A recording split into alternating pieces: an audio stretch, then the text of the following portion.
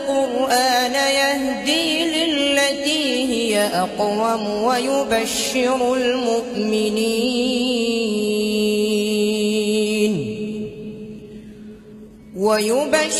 المؤمنين الذين يعملون الصالحات أن لهم أجرا كبيرا، وأن الذين لا يؤمنون بالآخرة أعتدنا لهم عذابا أليما. ويدعو الإنسان بالشر دعاءه بالخير، وكان الإنسان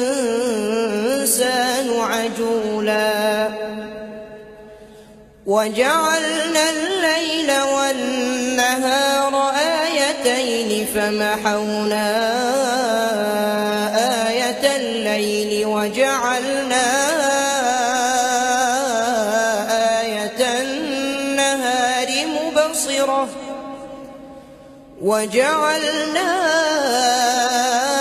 آية النهار مبصرة لتبتغوا فضلا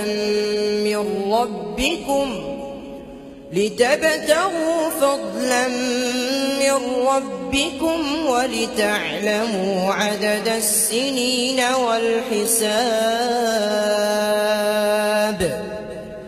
وكل شيء فصلناه تفصيلا، وكل إنسان ألزمناه طائره في عنقه، ونخرج له يوم القيامة كتابا